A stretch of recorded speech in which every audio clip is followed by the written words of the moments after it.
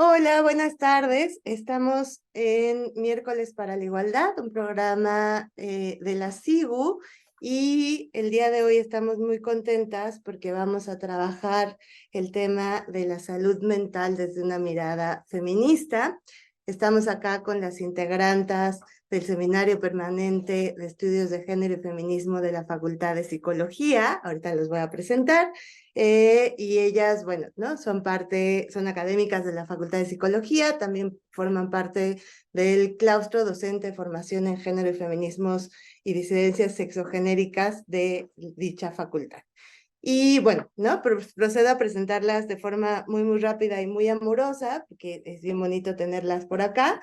Nos acompaña la doctora Ana Celia Chapa Romero. Ella se define como feminista liminal, transgresora en resistencia y entrega. Es una constelación de mujeres que han habitado su pasado, presente y futuro, y su morada es la contradicción y la utopía. Resuena ella con el baile, con la rabia, con la risa, con el llanto, con el movimiento que emana de la búsqueda de justicia. Nos acompaña también la doctora Claudibet Navarro Corona. Ella se define como psicoterapeuta e investigadora feminista chilanga de la periferia y bisexual. Y finalmente nos acompaña, ¿no?, la licenciada Ligia Colmenares, investigadora y madre. Se define ella la escuela que debe ser un lugar seguro y libre de violencia. La diversidad humana es la riqueza que amplía horizontes y los derechos humanos son para todas, todes y todos, independientemente de condiciones, características y necesidades específicas. Y bueno, su servidora, Tania Jimena Hernández Crespo, soy también parte integrante de este seminario y estamos hoy muy contentas porque estamos dialogando en torno al tema de la salud mental. Ya saben, pues somos feministas y psicólogas, entonces, bueno, tendríamos que hacerlo a partir de ello. Y bueno, ¿no? La sesión va a consistir en una serie de reflexiones un poco como para situar la importancia de cambiar también la perspectiva de la salud mental, incorporar miradas con perspectiva de género, pero también sobre todo miradas feministas y un poco, ¿no?, dialogar en torno a ello. Y nos gustaría empezar con una primera pregunta y vamos a ir dialogando entre todas porque además nos gusta hacerlo mucho y nos gusta este encuentro lindo que siempre sucede. Pero un poco empezar pensando justo por qué es necesario hablar de salud mental con perspectiva feminista o con mirada feminista. Y ahí no sé quién quisiera comenzar. Venga, Ana. Muchas gracias. Ay, pues que es un gusto estar aquí charlando con ustedes y en este espacio. Creo que lo que hemos hablado mucho en el seminario, ¿no? Y que el interés justamente por el seminario fue buscar un espacio donde haya discursos alternos al hegemónico en torno a la salud mental, ¿no? A esta salud mental que patologiza, a las formas, a las diferencias, principalmente a las mujeres y a las disidencias sexogenéricas. Y creo que esto es una deuda que está muy documentada, ¿no? En torno incluso en las primeras psicólogas digamos, en el área clínica, que empezaron a visibilizar de qué manera o qué efecto tenía esta patologización en la vida de las mujeres. Y esto tenía que ver con que generalmente se proponía como modelo de salud mental a un referente masculino, heterosexual, blanco, clase media, y entonces todo lo que no se ajustara a ese patrón pues caía en la patología, en el déficit, y la propuesta de una mirada feminista a esta forma de abordaje es que, bueno, hay dos posturas. Una, las que estuvieron en contra, ¿no?, de cualquier tipo de patología y decir que este era un dispositivo para controlar las elecciones de las mujeres, para controlar sus transgresiones y que de alguna manera se siguiera reproduciendo este modelo de lo femenino, pues que tenía una, digamos, una lógica patriarcal y que también obedecía a una intención. Y entonces rechazaron todos estos modelos de patología porque las vieron como una forma de control, y otras terapeutas feministas como las sistémicas dijeron que también podía ser una respuesta válida a las formas reales de angustia producidas por la opresión. Y esto creo que es una mirada que tiene mucho valor para dejar de poner o dejar de ver a las mujeres en déficit. Ese sería como... Claro, totalmente, ¿no? Porque además, bueno, procedemos de una disciplina que ha llevado a las mujeres a los psiquiátricos, ¿no? Que ha desvalorizado, ¿no? Las miradas o los sentimientos de las mujeres. Ivy, por favor. Sí, y en ese sentido, justo no con esta mirada completamente androcéntrica de cómo se ha pensado la salud y la salud mental, creo que justo se ha ignorado la manera en cómo, por ejemplo, podemos pensar y sentir de manera distinta a partir de la socialización de género, ¿no? Y entonces, desde esta mirada androcéntrica, formas de entendimiento que son parte justo, ¿no? De esta subjetividad que elaboramos y creamos, incluso de manera colectiva, eh, se patologiza, ¿no? Me quedo pensando con una gran claridad, ¿no? Como, por ejemplo, en el discurso de la socialización, a las mujeres se nos permite con muchísima mayor facilidad el poder expresar nuestras emociones, a excepción del enojo. Entonces, si las mujeres mostramos enojo, nos dicen por todos lados, ¿no? Es que eres una enojona. O sea, ¿cuántas mujeres no nos han caracterizado como enojonas y nos han enviado con la psicóloga, a psiquiatría, incluso, ¿no? Con médicos y médicas diciéndonos, es que hay algo mal en que tú te estés enojando tanto, ¿no? Deberías de ir, deberías de hacer algo. eh, Miles de razones nos dan, pero justo, ¿no? Porque hay una socialización en donde no se nos ha permitido por esta mirada androcéntrica, entonces se patologiza, ¿no? Me parece muy importante rescatarlo. Totalmente, totalmente de acuerdo, porque además, bueno, nos resuena mucho en historias personales, ¿no? O sea, las veces que una misma, no sé, nos autotorturamos porque algo está mal en mí, porque sí me enojo, etcétera, etcétera, y todos los discursos que hay alrededor de ello, que finalmente nos llevan, ¿no? Y nos llevaban también espacios terapéuticos en donde efectivamente además se reproducía una violencia ahí diciéndonos, sí, claro, es que es muy enojona, tienes que rectificar lo que está pasando ahí sin mirar un poco, a veces incluso, ¿no? Las razones del enojo, ¿no? Y Ligia, por favor. Sí, yo quería complementar un poco esto que nos han comentado, también como por esta posibilidad que da la visión feminista de mirar ese bienestar y esa salud mental no como algo individual, aislado, solitario, ¿no? No es una paz interior que te brota en el aislamiento, sino que es este bienestar en relación con tu contexto, ¿no? Y en ese sentido tenemos que ver a la salud mental pues desde una perspectiva también más psicosocial, ¿no? Menos medicalizada, menos patologizada y más buscando cómo tejemos mejores relaciones más basadas en el respeto, en el reconocimiento de las otras personas, en los vínculos significativos, ¿no? Y no simplemente en tú estás mal, tienes que corregirte para normalizarte a lo típico, ¿no? A lo que es aceptable, que en términos también históricos lo vemos como si fuera lo mayoritario, ¿no?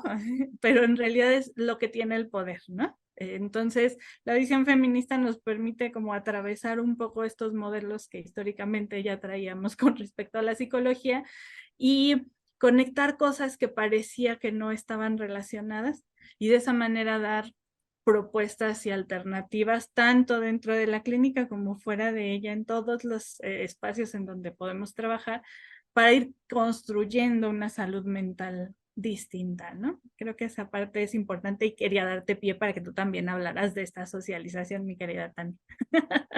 Ay, me encanta, ya te robé la palabra, Ivy, pero justo me encanta porque además, claro, muchos de los modelos también producidos desde la psicología, la psiquiatría, ¿no? Las ciencias, sí, tiene que ver con la lógica de individualización, ¿no? O sea, en donde el problema está en el individuo y entonces los factores sociales o contextuales, políticos, económicos, sistémicos, pues quedan totalmente desdibujados, cuando hay una serie de trabajos que van mostrando también cómo la enfermedad mental o estas formas que conocemos de enfermedad mental son también producidas históricamente y están muy relacionadas desde contextos laborales, es decir, ¿quién no tiene angustia el día de hoy con una crisis económica encima? Es decir, no es una cosa que aparezca solo de mí, de mi historia familiar, sino en un marco coyuntural y contextual mucho más grande, que de repente es muy importante meter esta mirada psicosocial, porque entonces si no, no estamos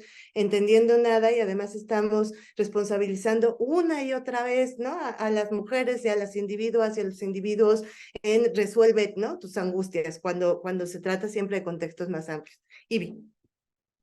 Ay, espero no ser no repetitiva, pero justo eso, ¿no? Que creo que el pensar la salud mental desde el feminismo nos permite colectivizar. O sea, nos permite decir, ok, a ver, ya, ¿no? Encontramos que hay un malestar, pero además ubicar el malestar desde, oigan, es que hay algo histórico, algo social, algo cultural que nos ha hecho que, claro, las mujeres nos estemos enojando. Pues sí, oye, ¿cómo no? Sí, ¿no? En el salón de clases me dicen que las mujeres no pueden participar o me están quitando la palabra o me ignoran o no sé, ¿no? Como profesora tengo menores posibilidades, ¿no? Sí, tengo ciertas condiciones, a lo mejor y no me incluyen, no me permiten ascender, ¿no? O sea, pues cómo no me voy a enojar, ¿verdad? Hay condiciones históricas, sociales y culturales y las nombramos, ¿no? Y entonces, justo, ¿no? A la hora de ponerle un lugar, podemos colectivizar las soluciones. Por lo cual, justo a mí me encanta desde acá pensar la psicología, porque tendríamos la oportunidad de movernos, ¿no? O sea, ok, sí, llego a la psicoterapia, pero ¿y qué ocurre, no? O sea, es un trabajo persona a persona, pero ¿cómo le hacemos en la psicoterapia para acompañar a las personas para que lo colectivicen, ¿no? En psicología social, sí, claro, ya tengo, ¿no? A los grupos, pero ¿cómo le hago para que entonces esto que está en un grupo se haga a más, ¿no? A más grupos, a la sociedad. ¿Cómo lo voy haciendo justo más en grande, ¿no? Más macro, que claro, siempre, ¿no? Desde la atención micro ya hay un impacto, ¿no? No me acuerdo quién de ustedes decía, ¿no? Vamos dando un pasito, pero ese pasito pues se convierte en algo muy colectivo. Y creo que justo esa es una de las grandes apuestas de una psicología, por ejemplo, feminista. Sí, de hecho, pensando en estos ejemplos que ustedes estaban mencionando sobre cómo el contexto, la historia tiene que ver con pues, formas, ¿no? Pues, son estas formas de opresión que tienen un impacto, digamos, en esto concepto tan polémico de salud mental o en el bienestar, en la merma de derechos de las mujeres. Yo llamaría que ahí hay una merma de derechos. Y que ejemplos que han abonado y que quienes han sido las que lo ponen en la discusión y los muestran como sesgos sexistas en la investigación y en la intervención en psicología, pues ha sido cuando las mujeres tienen esta autoridad discursiva que entran masivamente a los espacios de investigación y a las universidades. Si las mujeres siempre hemos producido conocimiento, sin embargo, este ha sido invisibilizado de la historia oficial de la psicología. Y por eso es importante, digamos, cómo ellas vieron que este patrón de salud mental o de bienestar no podía ser el varón, no podía ser individual, y empezaron a generar y a escribir sobre ello. Y bueno, por mencionar dos ejemplos, el de Betty Friedan, de la mística de la feminidad, justo lo que apuesta es a esto, a ver cómo en una sociedad de posguerra en Estados Unidos, las mujeres tienen que ocupar los puestos laborales de los varones, bueno, mujeres de clase media, porque pues, las mujeres siempre hemos trabajado, ¿no? Afuera y adentro del espacio privado. Y entonces, cuando los hombres regresan de la guerra, o exigen sus lugares de trabajo, pero las mujeres ya no quieren regresar a sus casas porque ven el efecto benéfico, digamos, que tiene el trabajo asalariado, y entonces no quieren regresar pues, a sus casas a no recibir ninguna remuneración por todo lo que hacen. Y entonces lo que hace el Estado es generar una ideología que se llama mística de la feminidad, en donde las mujeres, digamos, a través de la publicidad y que se vuelven discursos, debemos ocupar ese espacio porque por naturaleza nos corresponde los cuidados, todo el trabajo doméstico, ¿no? La crianza, y entonces salen si ustedes recordarán, como los mandatos de la buena mujer o el decálogo de la buena esposa y mujeres sonrientes con electrodomésticos, porque justamente es como el Estado genera toda una ideología para que las mujeres, digamos, volvamos a un lugar que naturalmente, entre comillas, nos corresponde, pero que hay un interés ahí económico, político, ¿no? Para ello. Y otro es el que también las feministas en la segunda ola dicen, paren en esto en la psicología, y paren de responsabilizar a las madres de todas las afectaciones a la salud mental de todos, ¿no? Como en los asesinos seriales o en los que se conocen como desajustes psicológicos, porque los soldados cuando regresan de la guerra de Vietnam exigen una indemnización pues justamente al gobierno, al Estado, por haberlos mandado y por pues todo lo que les producía, por ejemplo, el estrés postraumático. Y entonces el Estado vuelve a generar todo esto y dice, es que son las madres las responsables de que ellos tengan traumas, porque incluso las teorías psicoanalíticas y teorías de otros modelos psicológicos es que pues las madres fueron frías, maltrataron a sus hijos, y esa misma explicación se da para la violencia, para los agresores, ¿no? Sexuales. Y se vuelve a responsabilizar entonces a la madre, uno, volviendo a ubicar la responsabilidad a nivel individual y generando, digamos, en las mujeres, reforzando un lugar natural, ¿no? Naturalizándolas, y entonces, pues el Estado se responsabiliza de estas situaciones. Esos son dos ejemplos emblemáticos que me parecen muy importantes y que abonan a esto, ¿no?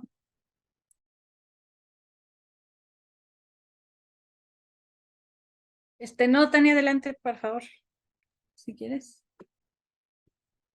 Pero igual voy a intervenir, bueno, ya me sigo, porque me resuena muchísimo, o sea, ahorita escuchándolas a las tres, y bueno, que es un placer estar con ustedes siempre dialogando, porque es bellísimo, pero claro, toda esta serie de discursos que ha habido y que además tienen una afectación y un impacto fortísimo sobre la vida de las mujeres, ¿no? Es decir, si somos responsables, ¿no? Del hijo psicópata, ¿no? O sea, y claro, ¿no? También como una especie de ejercicio y está un poco repensado también en la función de la ciencia psi, ¿no? Bajo una lógica justo estatal, ¿no? De control, pero además también de desdibujar toda una serie de marcos sociales que están ahí construyendo sujetos, ¿no? Porque es decir, los sujetos no se construyen solo a partir, ¿no? De las mamás, ¿no? O sea, es decir, sería maravilloso porque seguramente tendríamos un mundo mucho más hermoso si eso fuera real, ¿no? O sea, el problema es que es muchísimo más complejo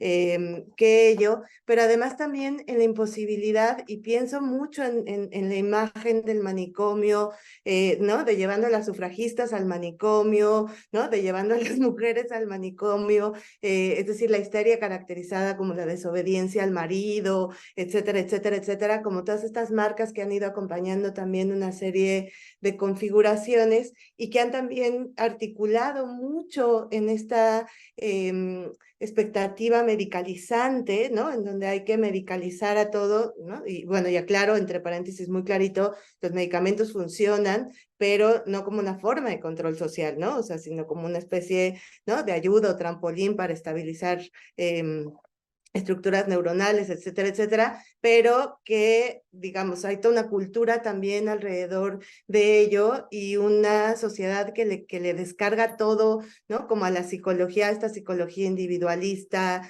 revictimizante, etcétera, etcétera, pero además también, y esto lo pienso mucho, también en nuestra propia práctica y en las cosas que miramos alrededor, en cómo el feminismo ha descolocado también los espacios de sanación o los espacios, ¿no? De hacernos cargo de la salud mental o del bienestar de las mujeres. Es decir, lo dialogamos mucho nosotras también en otros espacios, en cómo una marcha puede ser un proceso de articulación, de un proceso sanador, de reconfiguración, de poder nombrar por primera vez en la vida las violencias y de cómo eso va adquiriendo otras formas o las mismas materias que impartimos de género tienen impactos también, ¿no? En la salud mental. Es decir, también creo que el feminismo ha descolocado ¿no? El espacio de sanación solo en el consultorio terapéutico 1 a 1 y de repente lo abre hacia la manifestación multitudinaria de mujeres o lo abre hacia las colectivas feministas o lo abre hacia los espacios de sanación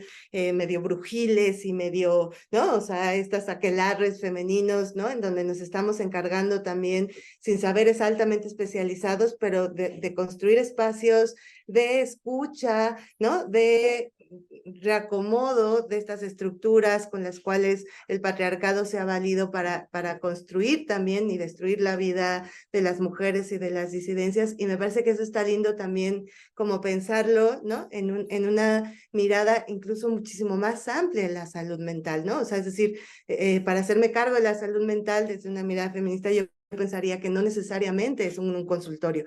Probablemente sí tengo que ir, ¿no? Porque lo necesito, porque quiero un espacio de mucho más fineza, pero hay también otros espacios, ¿no? Con otras amplitudes. Ligia. Sí, yo voy a seguir tu hilo, porque quería justamente hablar de que en todos los espacios en donde hacemos comunidad, ¿no? Podemos generar, reproducir este malestar o podemos generar esta salud mental, ¿no? Como un concepto un poquito más difuso o más amplio, ¿no? Porque, porque es ahí en donde ejercemos estos vínculos, en donde reproducimos esas condiciones materiales que maltratan o que merman los derechos, como lo decía mi querida Ana, ¿no? Y creo que entonces yo lo aterrizaría mucho también en los espacios escolares que también nos toca como docentes, como profesoras, a quienes estamos aquí. Y a mucha gente que no, seguramente tendrá interés en escuchar este programa, porque los espacios universitarios también son espacios donde hacemos comunidad y es también espacio donde o maltratamos y generamos malestar y vamos a reproducir toda esta dinámica que lastima, ¿no? Al individuo y al tejido social, o vamos a dar esa oportunidad de generar algo diferente. Es otro papel que a lo mejor quienes estamos al frente de un espacio educativo, a lo mejor mucha gente no lo ha pensado, ¿no? Pero en ese espacio en donde hay escucha o en ese espacio en donde hay visibilización, donde hay reconocimiento, en ese espacio en donde hay trato digno, hay salud mental, ¿no? Y en ese espacio donde hay maltrato, donde hay humillación, en donde hay desconocimiento, en donde te dicen que quien está mal eres tú y acomódate porque las reglas ya están puestas desde antes y nadie tiene por qué ajustarse a tus necesidades y ese tipo de discursos, estamos generando también, hay una ruptura, una dificultad, un malestar real, ¿no? Que efectivamente a veces acaba en el consultorio. Ajá.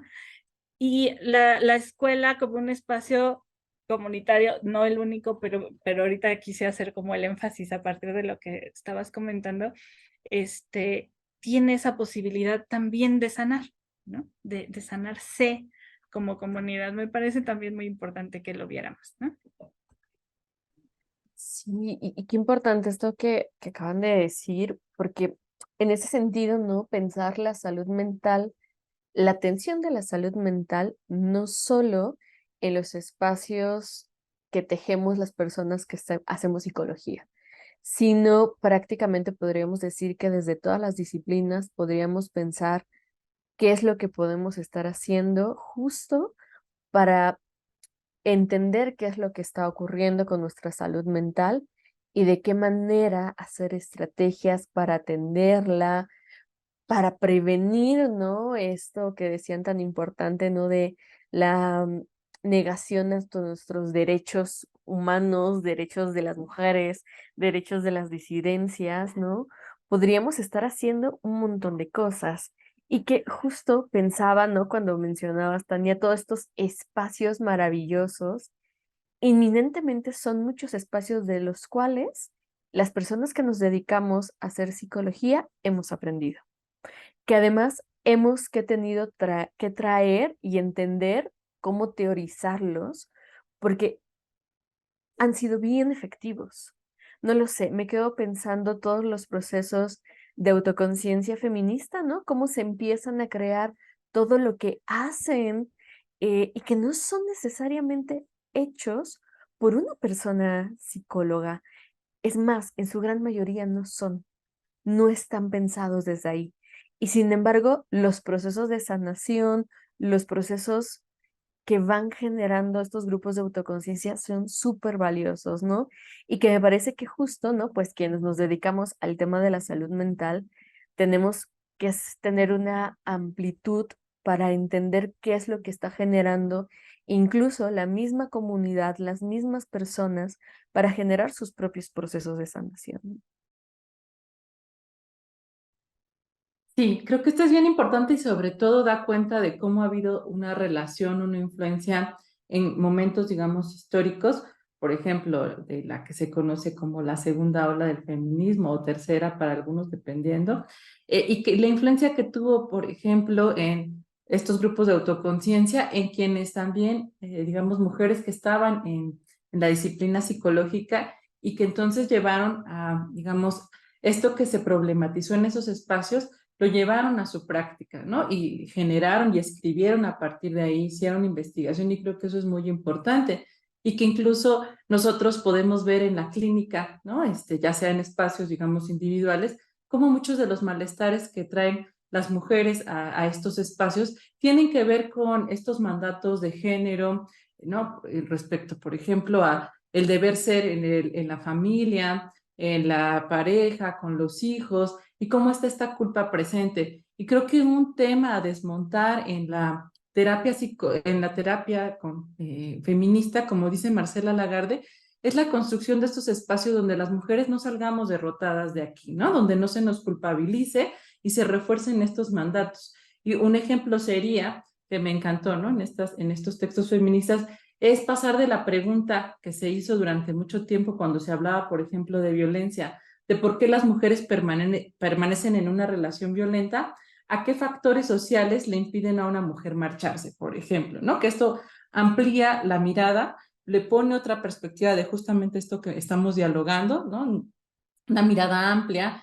No es casualidad que en estos movimientos que han emergido, pues muchas de las, digamos, consignas y exigencias de las chicas, pues sean que necesitan una formación con una perspectiva feminista, que no es posible que ante situaciones como los feminicidios en América Latina, los retrocesos en el derecho de las mujeres a elegir libremente sobre nuestros cuerpos, pues ya hemos visto, ¿no? Que sigue interviniendo el Estado y grupos de derecha, y entonces, ¿cómo es necesario que esta formación integre esas problemáticas que están presentes en las vidas de las mujeres? Y para eso una formación específica, pero también que digamos, estos movimientos permiten ver cómo se construye colectivamente, ¿no? La indignación, la rabia, y cómo esto de yo sí te creo, por ejemplo, ¿no? O mi primer acoso, todos estos hashtags que han aparecido en esta década de este siglo, pues justamente lo que permiten es, como hacían los grupos de autoconciencia, colectivizar la experiencia y entonces poder dicen, no, muchas consultantes que llegan, es que yo creía que eso nada más me pasaba a mí porque yo estaba mal, era inadecuada, no era lo suficientemente bonita, o era lo suficientemente inteligente, etcétera, y que entonces por eso me pasaba a mí. Y cuando se puede colectivizar esto, pues entonces sabemos que eso es producto de un sistema patriarcal y de alguna manera también nos hace pensar en formas pues colectivas de organización para luchar contra estas situaciones, que también eso en sí mismo tiene un efecto, digamos, benéfico en la salud mental. Es decir, muchas mujeres, por ejemplo, que han vivido estas situaciones, se convierten en activistas, ¿no? Y eso en sí mismo, a lo mejor no pasan por un proceso terapéutico, o sí, pero es grupal, ¿no? Se construye de manera colectiva, tiene un efecto muy potente, ¿no? Entonces creo que eso es muy, muy importante también visibilizar. Sí, totalmente. Y retomo mucho esta idea, ¿no? Porque me parece como muy central también desde una perspectiva feminista, ¿no? Con dos historias muy concretitas, ¿no? O sea, una consultante de ustedes dos ¿no? De Ana y Ibe, porque son terapeutas, ¿no? Fue muy lindo porque me contaba un poco, ¿no? Después de la terapia que ella iba por un tema de pareja y entonces que le estuvo dando vueltas y vueltas y vueltas y entonces siempre la conclusión era yo soy el problema, ¿no? O sea, es que no encuentro un hombre que sea de tal característica y siempre tal, ¿no? Y la respuesta bien bonita, ¿no? De una terapeuta con mirada feminista fue, pues es que el problema está en los hombres, ¿no? Y entonces esa enunciación fue así como un shock, así un torbellino, ¿no? En la cabeza de esta mujer porque nunca se lo había planteado, ¿no? Es decir, patriarcado de forma tan interiorizada que habíamos, ¿no? Ella había pensado durante 40 años que el problema estaba en ella y de repente la sola recolocación de este marco fue liberador totalmente, ¿no? O sea, claro, ¿no? Hay que hacer un montón de trabajo, pero jamás se lo había imaginado, ¿no? Y entonces el día que se lo comenta, ¿no? Su terapeuta estaba, ¿no? O sea, que no podía caber lo descubrí, ¿no? O sea, descubrí el hilo negro, ¿no? Igual nos comentaba, ¿no? Hace poquito una gran maestra con la cual estuvimos en el seminario de una sesión que les daban a mujeres sobrevivientes de cáncer y que les enseñaba, un psicólogo les enseñaba a respirar, ¿no? Y que era muy importante respirar y etcétera, etcétera, pero no abordaba una problemática central que las mujeres de cáncer son abandonadas, ¿no? Que tienen bueno, operación de senos, ¿no? Que son abandonadas por los maridos y que eso genera como una causa, ¿no? Entonces, cuando no tenemos estas miradas, estamos olvidando una serie de cargas sociales, patriarcales que están destruyendo la vida de las mujeres. Pero si yo no veo que el problema central de esta mujer no es la angustia por haber tenido cáncer de mama, sino porque hay un castigo social alrededor establecido, ¿no? En los maridos que las están abandonando porque ya no son mujeres completas, etcétera, etcétera, pues entonces no estoy mirando absolutamente nada y eso tiene un impacto en la vida de las mujeres, ¿no? Y eso justo, ¿no? Muy recomendable ahora para todas las que nos miran, ¿no? Que se acerquen a espacios terapéuticos con miradas feministas, porque sí, estos pequeños desplazamientos que de verdad son el cruzar el gran abismo que nunca nos habíamos imaginado que estaba ahí enmarcado, pueden repercutir en un marco totalmente diferenciado para comprenderme en lo que estoy atravesando. Sí, yo con esto igual hablaría de esa segunda pregunta que habíamos comentado sobre cuáles serían los impactos de una cosa o de la otra, ¿no? Porque efectivamente una visión que no sea desde este feminismo tiende mucho a responsabilizar a la persona de su malestar, ¿no? A situarlo en, pues como en lo muy inmediato, ¿no? Y a darle, si nos va bien, algunas estrategias para adaptarse mejor a ese problema, ¿no?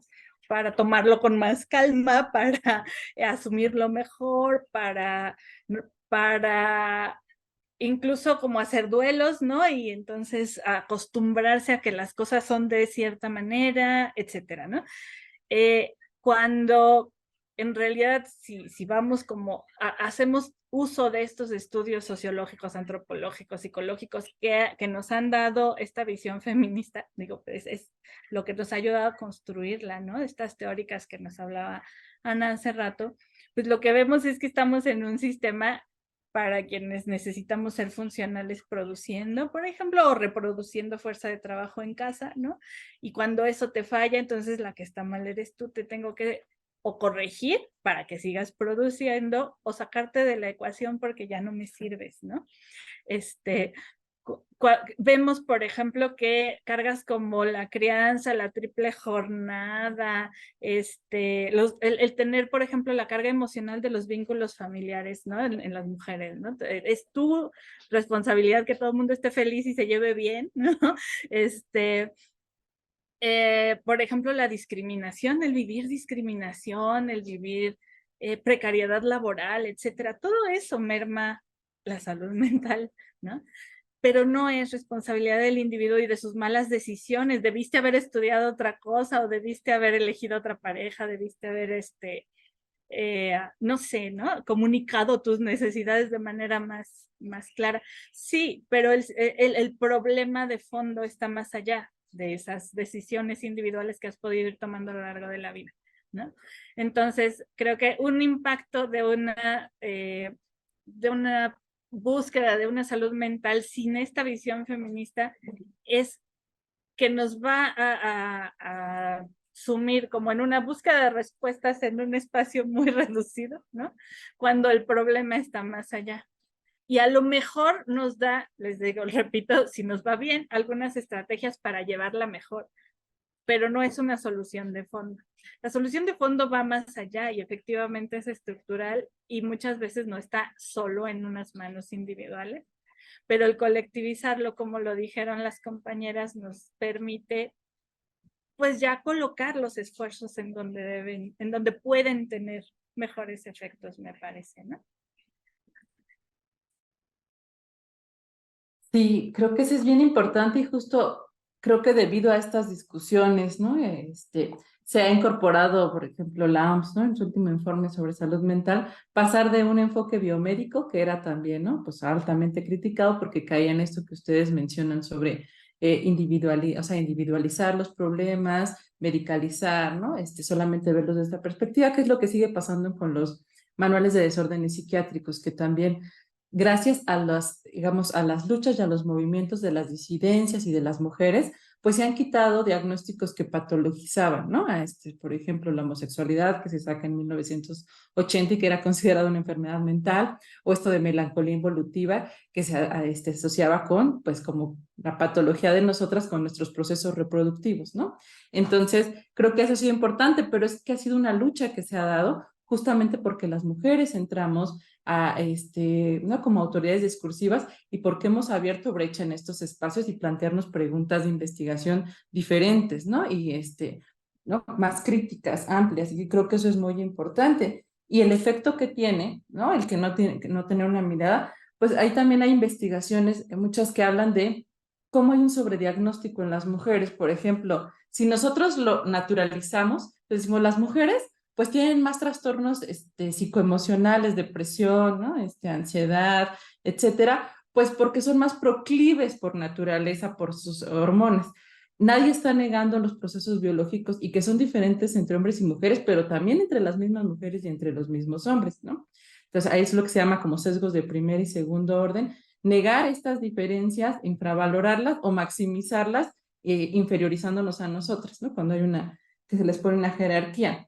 Entonces creo que es muy importante, porque esto ha provocado que, por eso si nosotros vemos tasas de trastornos, estos que se conocen como trastornos psicoemocionales, pues las mujeres estemos más representadas ahí, ¿no? En estrés postraumático, etcétera. Y entonces las investigadoras lo que hacía era decir, pues es que quien da estos diagnósticos, por supuesto, está atravesado también por estereotipos, ¿no? De género, y entonces, como algunos de los criterios para estos diagnósticos están asociados a la feminidad, ¿no? Como por ejemplo depresión, pasividad, falta de toma de decisiones, inseguridad, y en los hombres esas no, lo que corresponde al modelo de masculinidad hegemónica no corresponde, pues entonces nosotras siempre vamos a estar sobre representadas en esas categorías, ¿no?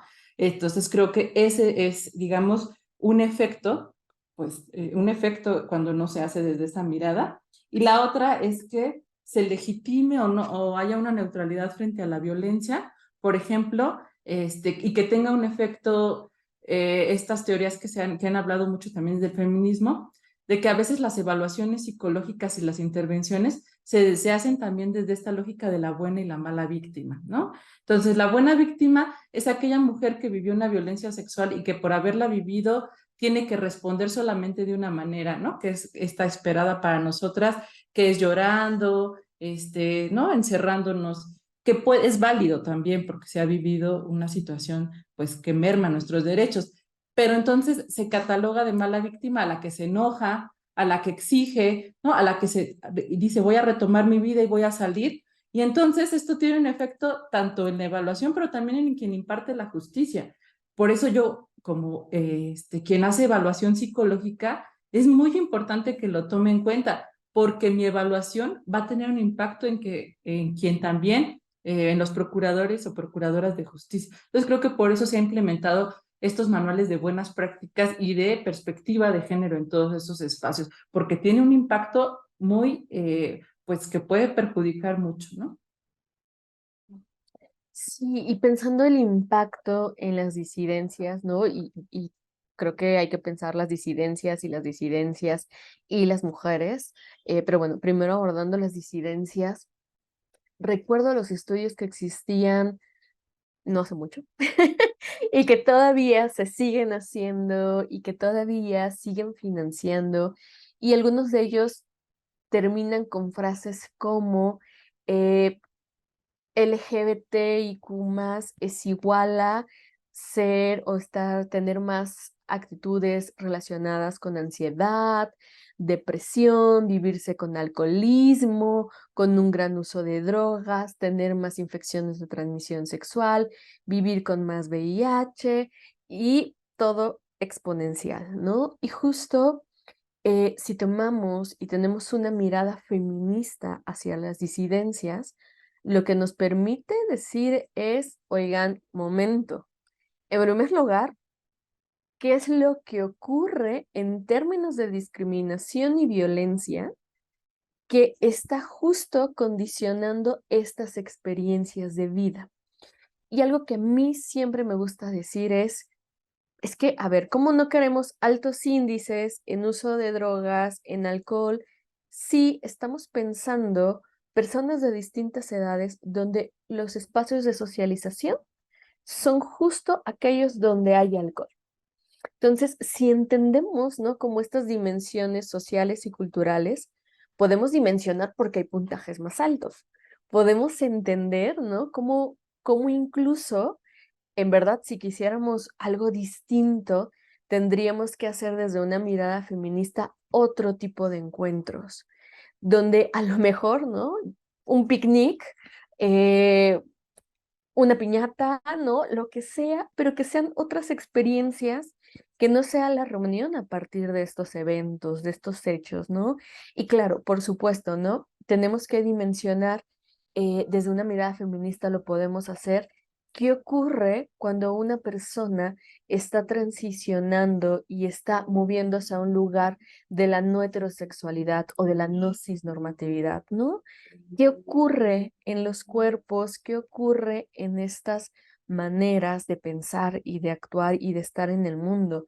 Y en el caso específico de las mujeres dentro de las disidencias, algo que a mí todavía desafortunadamente lo he visto, pero que me genera mucho malestar, es cuando, por ejemplo, ¿no? Desde una mirada bastante androcéntrica se dice, es que las mujeres, ¿no? Dentro de las disidencias son las que menos viven violencia, menos viven discriminación, pero son a las que menos nos estudian y las que menos podemos estudiarnos porque tenemos menores condiciones para poder acceder a espacios universitarios, para poder acceder a la academia. Vaya, no es casual que de encuestas de 10,000, 5,000, las mujeres que contestan las encuestas menos del 10%.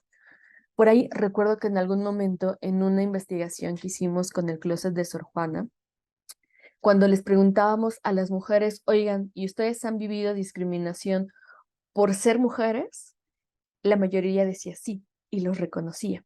Pero cuando les decíamos, oigan, y por ser lesbiana, bisexual, pansexual, ahí era como, ya no sé, porque ya no sé si es por ser mujer o si es por ser mujer y ser lesbiana o bisexual, ¿no?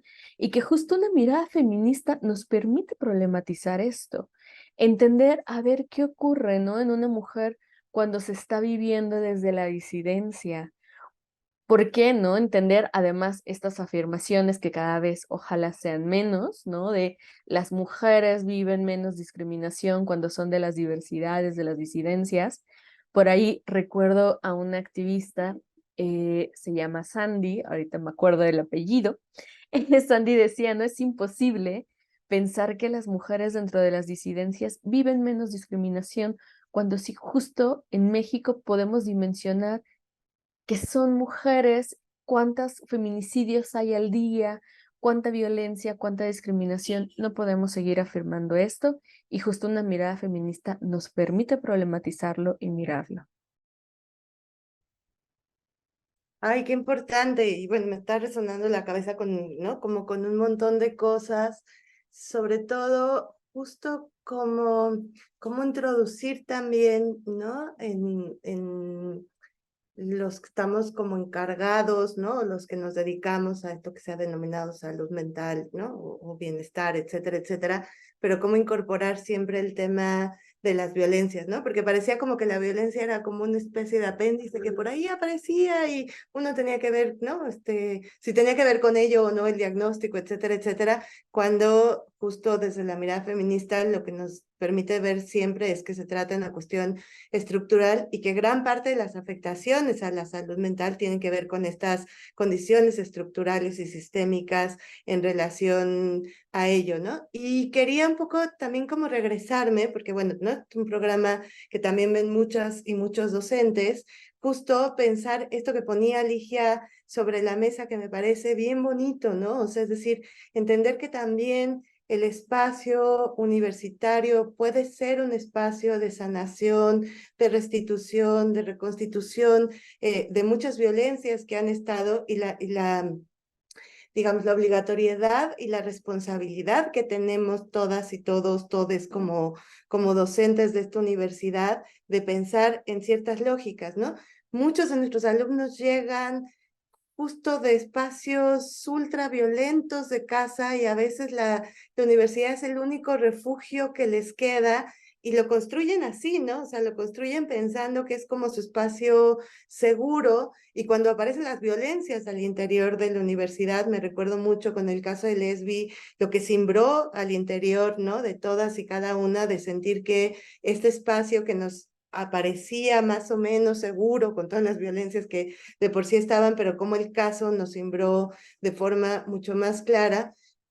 Y entonces, justo cómo pensar, y esa la dejo, ¿no? La pregunta como para todas, ¿cuál es justo nuestra responsabilidad como docentes? Porque tenemos casos terribles, en donde ya lo decía Ivy, lo decía Ligi, lo decía Ana, en donde tenemos maestros que maltratan, ¿no? O sea, no solo por temas de género, que son un montón, o sea, es decir, una forma de denunciar hasta violencias, ¿no? Sexuales acontecidas en espacios universitarios, pero también un cierto modo muy enquistado en una forma de educación tradicional ligada, no sé cómo decirlo, pero una especie de gozo por hacer sufrir al otro, ¿no? Este gozo disciplinario que, ¿no? Encantaba que el otro sufriera y que no nos estamos dando cuenta, uno, del impacto que esto tiene, ¿no? Del daño que esto produce, porque estamos produciendo daño cuando nos relacionamos desde estos lugares con los alumnos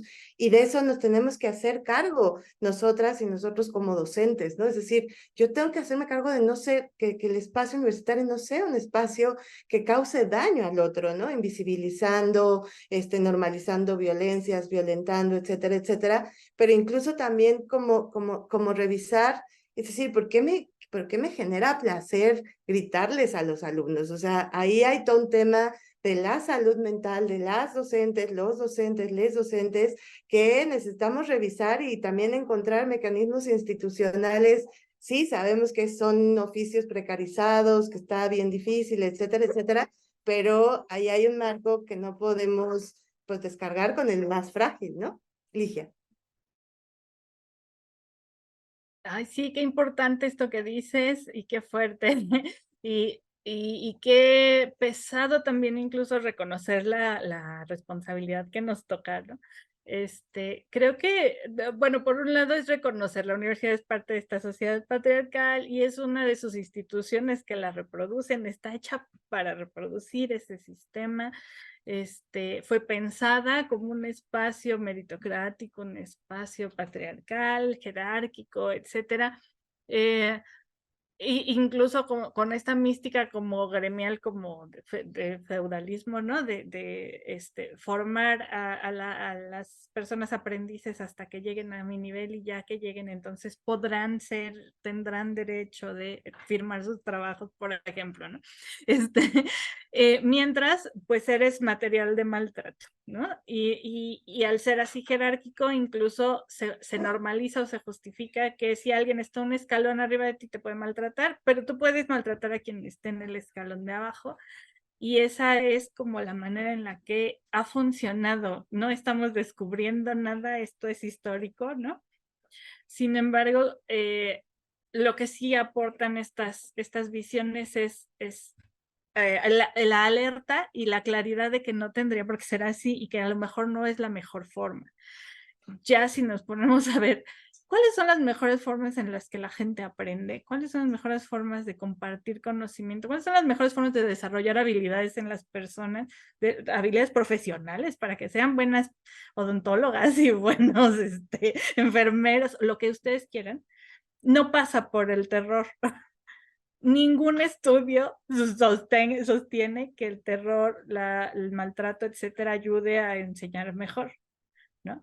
Ni en la primaria, ni en el kinder, ni en la universidad. De hecho, dice todo lo contrario, ¿no?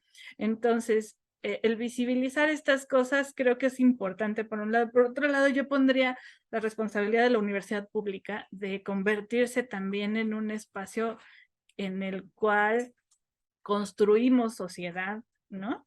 Construimos esa humanidad que queremos ser y ponemos lo mejor de nuestro conocimiento, ¿sí? Científico y de todos los demás para lograr eso, ¿no? Entonces, creo que eso abre las posibilidades, no da la solución, pero abre las posibilidades, mira críticamente las cosas tal como están y nos permite tomar decisiones de qué queremos hacer como docentes, ¿no? Y justo en este sentido, yo también pensaba algo muy importante que nombraste, Tania, que es la salud mental de quien ejercemos la docencia, ¿no? Está súper fuerte, porque ahorita que te escuchaba, Ligia, voy a decir algo muy fuerte, ¿no? O sea, ¿cuántas personas que estamos ejerciendo docencia hemos pasado por procesos similares en algún momento? ¿No? Desde la clase que tomamos y nos negaban la palabra, la clase en donde preferíamos, ¿no? Hacernos bolita, irnos hasta atrás, ¿no?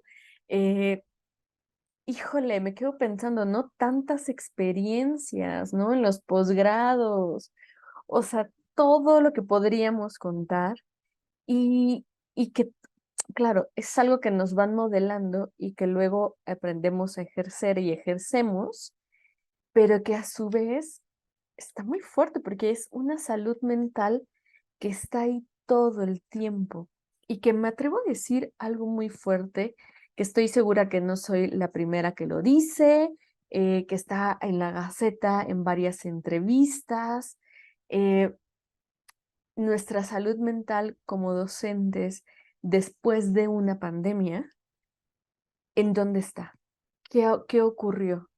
¿Qué ocurrió con cada una de las personas que ejercimos docencia? Porque no estábamos ni siquiera sensibilizadas para hacer una docencia desde ahí, ¿no? Estoy casi segura que la gran mayoría aprendimos con pizarrón y plumón y entonces meternos a un Zoom, indagar qué era el Zoom, luego explorar herramientas y luego salir y hacer algo híbrido y luego ahora completamente, y claro, ¿no? O sea, y estamos hablando de grupos en donde tenemos a más de 50 personas. ¿Cuántos grupos tenemos, no? No sé, yo tengo 6, no sé, ¿no? Cada una acá tiene muchas horas o muchos grupos. Y claro, la docencia no solamente son las horas que estamos frente a grupo, sino es leer, preparar, evaluar. Y además creo que justo un reto constante de la docencia es tener que actualizarnos. Es un gran reto, ¿no? Porque mientras uno está ya teorizando algo, entendiendo algo, llegan las juventudes y nos dicen, maestra, y que ya leyó esto, y es como de, a ver, espérame, yo apenas estaba entendiendo a Marcela Lagarde, que me la amo, ¿no? Y ya me saliste con alguien que lea a Marcela Lagarde y hace la teoría fulanita, y entonces, espérame, ¿no? Ayúdame a entender, y es como, ¿cómo, no? ¿Cómo le hago para actualizarme? ¿A qué hora? ¿No? Y que justo es como de, a ver, o sea, nuestra salud mental, ¿quién la nombra? ¿Desde dónde la entendemos? ¿Hacemos algo? Porque, claro, también tenemos un papel muy, muy importante, ¿no? Como lo decías hace rato, Tania, somos las personas que nos convertimos en estos agentes que cuando llegan y nos comparten y lloran, les podemos decir, vamos acá a este lugar, podemos hacer esto, acerquémonos a tal lugar, hagamos algo, ¿no? Estás acompañada, acompañada de acompañado, ¿no? No estás acá como una persona sola en el mundo. Pero ¿cómo le hacemos, no? ¿De dónde sacamos los recursos? Y que eso creo que inevitablemente es algo completamente institucional que no sé por dónde, pero tenemos que tener una respuesta, ¿no? Porque estamos haciendo mucho, demasiado, con los pocos elementos que tenemos y vamos creando recursos, pero va a llegar un punto, creo, donde esto va a ser completamente insostenible y que segura estoy que para muchas personas ha sido insostenible, que prefieren entonces en algún momento, claro, dejar de actualizarse, dar lo mismo siempre porque pues se quemaron en el proceso, ¿no? Sí, qué fuerte porque creo que es un punto muy importante. De hecho, hay estadísticas, ¿no? O sea, la docencia es una de las profesiones de riesgo para la salud mental a diferentes niveles, ¿no? Creo que quienes dan en secundaria y prepa tienen todavía más riesgo por la presión tan fuerte que esto representa, pero en todos los casos es una labor que te requiere todos tus recursos cognitivos y todos tus recursos afectivos y emocionales al mismo tiempo, ¿no? Entonces, das una clase de 2 horas, pero es un agotamiento psicológico serio y preparar y todo esto demás que nos dicen, creo que es muy importante y creo que siguiendo nuestras mismas palabras, creo que es muy importante colectivizarlo, es muy importante respaldarnos, es muy importante politizarlo, ¿no? Para pensar que no es que yo no esté haciendo bien las cosas o que yo esté tomando malas decisiones o debía haber calificado el mes pasado, o, ¿no? Sí, hay muchas cosas que puedo ir haciendo para hacerlo ligeramente mejor, pero el problema es real, está ahí y nos afecta de manera colectiva y es más fácil afrontarlo si estamos juntas, ¿no? Si nos sentimos respaldadas y sentimos que al menos esto, compartimos la problemática, la preocupación y podemos plantearnos alternativas, a lo mejor incluso ayudas, ¿no? Yo quisiera aquí también hablar un poco con quienes nos están escuchando de pues la parte de la formación, ¿no? Porque efectivamente esta visión resulta, pues no la inventamos ayer, ¿no? Ya tiene una genealogía importante, muy valiosa, pero que atraviese la psicología y que le vaya dando herramientas de trabajo muy aplicables, lo cierto es que es reciente, ¿no? Es muy contemporáneo, tenemos compañeras, compañeros haciendo este trabajo en muchos espacios, entonces creo que sí sería valioso hablar un poco de la posibilidad de formarnos y de mirar estas nuevas visiones, ¿no?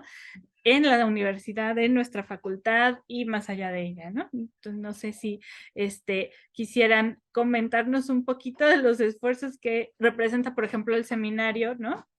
Y lo que estamos haciendo justamente para abrir espacios para estas nuevas generaciones que se están formando en la psicología. Sí, pues qué importante esto, ¿no? De, justamente como mencionan, politizar los temas que nos atraviesan como docentes y sobre todo cuando uno tiene esta perspectiva, porque se enfrenta, además de todas estas cargas de trabajo que acaban de mencionar, pues también, digamos, a las resistencias o backlash patriarcal en estos espacios, que es que aunque haya mucha evidencia, es decir, esto del feminismo no nada más es un movimiento político, que sí, que es muy importante, pero también es teórico, tiene 3 siglos, ¿no? Por lo menos, donde las mujeres han abonado muchísimo conocimiento, están los aportes de la epistemología feminista, que tienen sustento científico, ¿no? Entonces, como bien menciona Ligia, no es que nos lo estemos inventando, digamos, quienes estamos haciendo estas propuestas, sino hay una genealogía, pero hay mucha, nos enfrentamos, y creo que es algo generalizado que hemos escuchado entre nosotras, pero también en compañeras de otros espacios universitarios, a muchas resistencias, ¿no? Desde tildarlo como ideología, como política, como si no todo fuera político también. Entonces creo que eso es muy importante porque tiene un impacto, es decir, en este camino que han puesto las generaciones de estudiantes con sus, ¿no? Pues con sus movilizaciones que han tenido en esta década, sí, ha habido muchas, pero hablemos de esta década, pues también se suman muchas mujeres de las comunidades epistémicas, y entonces lo que han hecho es decir, vamos a construir esto, ¿no? Que es una exigencia de visibilizar cuáles son los aportes de las mujeres a las disciplinas, a la ciencia en general, que fue algo que, como mencionaban, ya viene de una genealogía, ¿no? De la epistemología feminista en los 70 del siglo pasado. Vamos a visibilizar a las mujeres en la ciencia como sujeto y objeto, ¿no? De estudio, pero también nosotras, digamos, bajo esta perspectiva y siguiendo pues estos trabajos que se habían estado haciendo en otras universidades, en la misma universidad, en otras facultades, pues decidimos juntarnos en un seminario, ¿no? Nosotras y Horten, que no nos pudo acompañar hoy, ¿no? Hortensia García Vigil, y conformamos este espacio del seminario para poder, digamos, hablar de estas situaciones, hablar de la psicología, pero también dialogar con otras disciplinas, porque creo que esto es lo maravilloso que es interno y multidisciplinar, y proponer a partir de ello en este diálogo y en este encuentro colectivo, pues materias, ¿no? Las materias que justamente en la pliega de exigencias de todas estas movilizaciones, pues aparecieron, era generar 2 materias, ¿no? Y una de ellas, o yo voy a hablar de esa, si la otra compañera quiere hablar de la otra, que es la de aportes de la epistemología feminista a la psicología, porque justo en ella está de manera transversal esto que hemos estado discutiendo, es decir, ¿cuáles son las preguntas de investigación que se hacen en los diferentes campos de la psicología? ¿Cuáles son las contribuciones que se han dado desde esta mirada al campo de la psicología? ¿Qué nuevas teorías han aparecido a partir de ello? ¿Cómo cambia esto el enfoque, ¿no? ¿Cómo incluir también en la forma de impartirlas unas pedagogías no hegemónicas como las que se planteaban de pedagogías críticas, pedagogías feministas, de la ternura, de las que ya también hay genealogías, y por mencionar alguna, Bell Hooks, ¿no?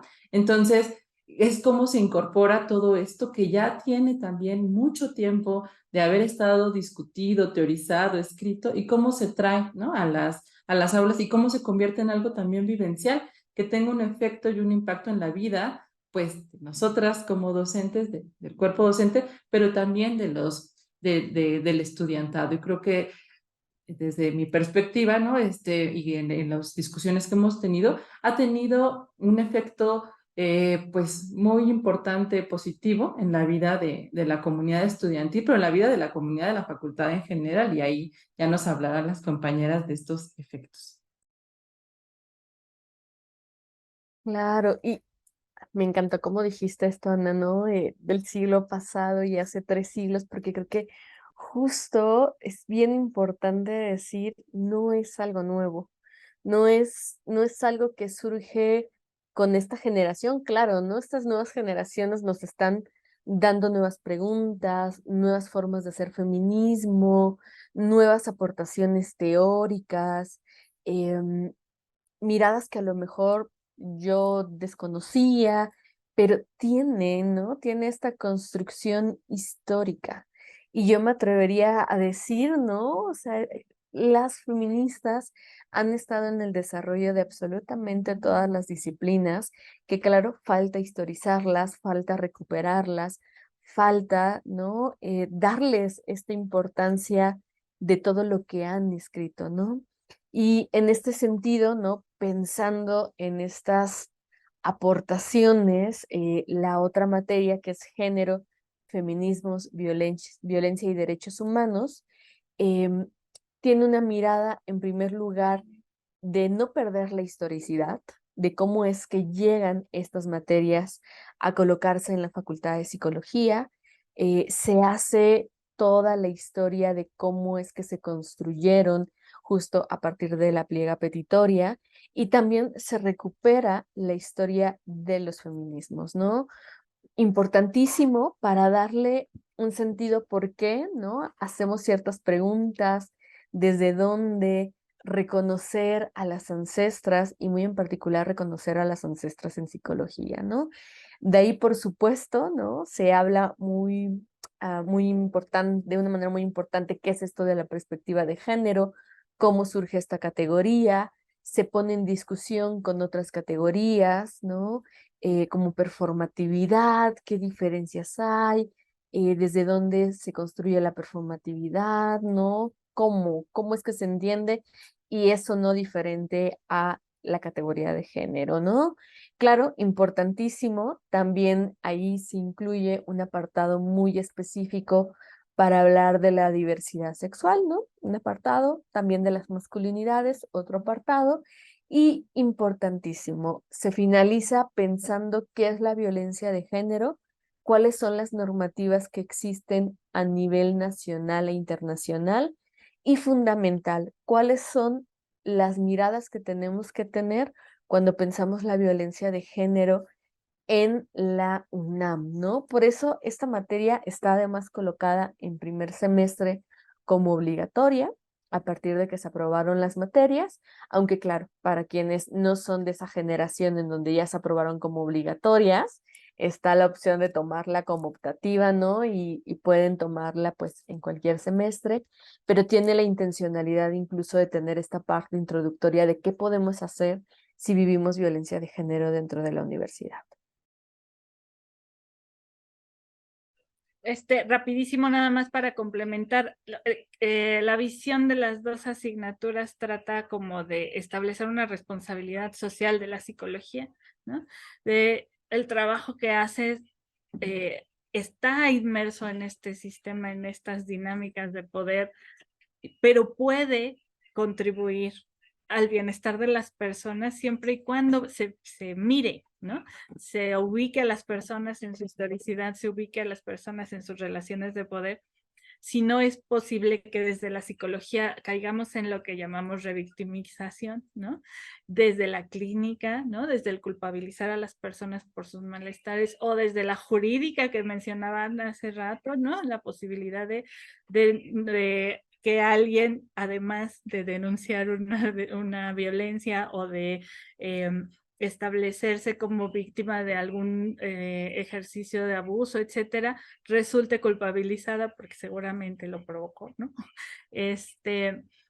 Pero también las otras áreas en las organizaciones, en las comunidades, etcétera, hay posibilidades ya sea de contribuir al bienestar o de revictimizar. Y la tarea de ambas asignaturas es sensibilizar hacia ello y establecer esta responsabilidad de quienes van a ejercer la disciplina para que tomen decisiones informadas.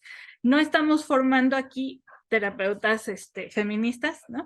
Ni estamos formando expertos en perspectiva de género, expertas, pero estamos dando como un piso común para quienes van a ejercer la disciplina posteriormente. Y quienes quieran formarse de manera más especializada, tenemos la idea de ir abriendo más espacios, de ir generando seminarios de tesis, espacios en posgrados y formaciones ya más especializadas para cada una de las áreas o campos de conocimiento en donde se quieran insertar, pero que lleven estas visiones que se están desarrollando y que tenemos todo un respaldo teórico en las genealogías que nos han mencionado, ¿no? Y qué lindo porque además justo pues es el compromiso, ¿no? De este seminario y del claustro justo con abonar en esta formación para que les psicólogos, ¿no? Tengan esta sensibilidad hacia adelante y no sigan repitiendo formas, ¿no? De violencia en los espacios desde los cuales están laborando o están inmersos. Y una cosa que es como re linda y es que, ¿no?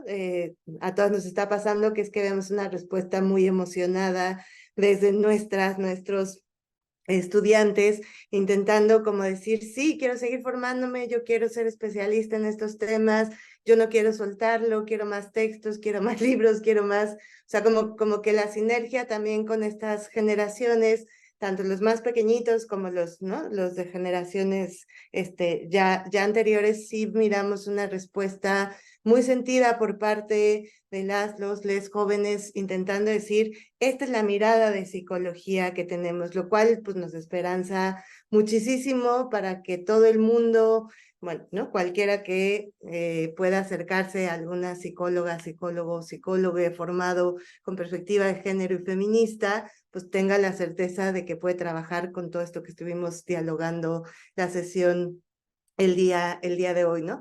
Hay espacios también especializados, muchas ONGs, ¿no? Que están trabajando también espacios de formación, diplomados, etcétera, etcétera, que pueden ser también como una vía de actualización para psicólogas y psicólogos ya formados, pero que, ¿no?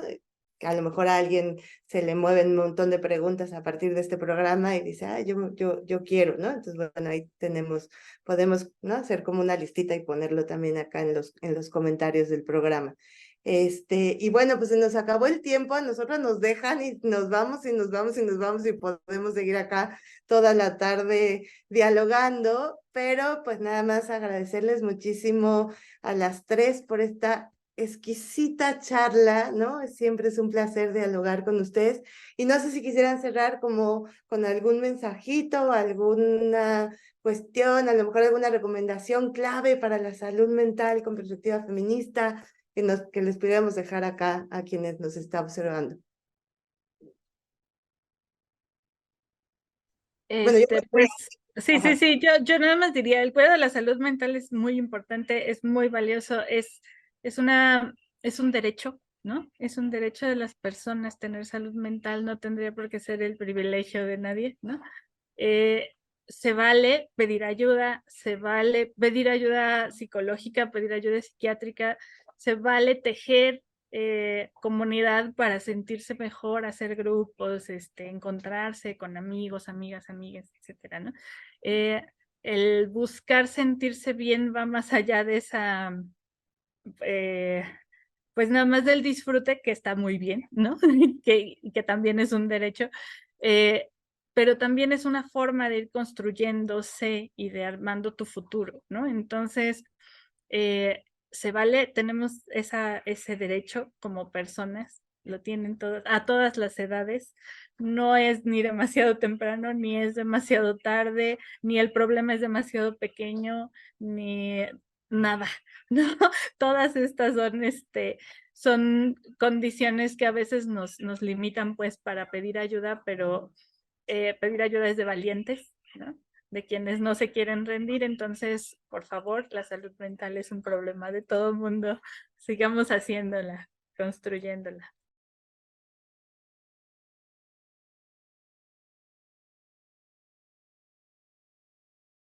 Ana, Ivy. Pues yo nada más, bueno, además de lo que mencionó Ligia, que es muy importante, creo que también pensar que por eso, digamos, una de las obligaciones que tiene pues el Estado, pero y por supuesto pues las instituciones de educación superior, es la transversalización de esta perspectiva, es decir, tampoco es algo que sea un capricho o algo que nos inventemos, sino que por algo se está solicitando la transversalización y esto incluiría desde la investigación, la docencia, la política de género al interior justamente de las universidades. Y creo que, digamos, aunque haya una crítica a estos espacios, creo que sigue siendo un lugar de posibilidades en donde justamente estemos discutiendo y cómo se han movido también pues ciertos paradigmas a partir justamente de las movilizaciones que se han dado. Y creo que eso es muy importante, como dijo Ligia, poder mirar, ¿no? Poder mirarnos sin estas barreras o estas capas o armaduras que también tienen una lógica muy patriarcal y muy capitalista, para poder entonces, esta armadura, como dice por ahí una canción de la otra, no me deja verme ni me deja verte. Entonces creo que es importante trabajar en ello. Gracias. Y, híjole, qué difícil concluir en este tema. Me quedé como pensando mucho y creo que solo me gustaría mucho como pensar desde la colectividad la importancia de pedir a la institución, sí, ¿no? Que que exista un cuidado y la oportunidad de atender nuestra salud mental, ¿no? Es sumamente caro y no tendría que ser tan costoso, ¿no? Es una realidad que las personas que ejercemos disciplinas asociadas a la salud mental, ejercemos en la gran mayoría de las ocasiones la práctica privada, porque no hay posibilidades de ejercer una práctica pública, ¿no? Y eso hace costos. Tenemos que luchar por esa posibilidad, ¿no? De que el Estado esté cubriendo esta atención a la salud mental porque es un derecho humano. Y en lo que lo logramos y también cuando lo logremos, pues interpelar a la posibilidad de la salud mental desde la colectividad, ¿no? Hacer cada vez más comunes prácticas como el autocuidado, ¿no? Y el autocuidado pensado desde lo político, no una versión, ¿no? De muy de lógica privada y lógica capitalista, ¿no? Sino un autocuidado político, pensar, ¿no? Formas de hacer seguridad colectiva, vaya, interpelar a la colectividad y muchas de las premisas feministas, ¿no? Que nos invitan justo a pensar la salud mental desde otros lugares, ¿no? En particular, creo que el autocuidado desde lo político nos podrá acercar y llevar a lugares maravillosos. ¡Ay, qué maravilla! ¿No? Y bueno, yo igual abonaría, ¿no? Politizar la salud mental, ¿no? Es importantísimo mirarla siempre con esta perspectiva, siempre política, siempre colectiva, ¿no? Y también la apuesta al gozo, ¿no? A construir espacios de gozo, de cuidado, ¿no? De estar juntas desde lógicas distintas y demás. Y pues nada, pues les agradecemos a todos los que nos acompañaron en este programa. Estuvimos muy contentas acá dialogando. Seguramente no será el único, sino seguramente nos estaremos viendo ¿no? en estos lugares porque nos encanta estar juntas y dialogarlo todo. Y pues muchísimas gracias a quienes nos estuvieron siguiendo.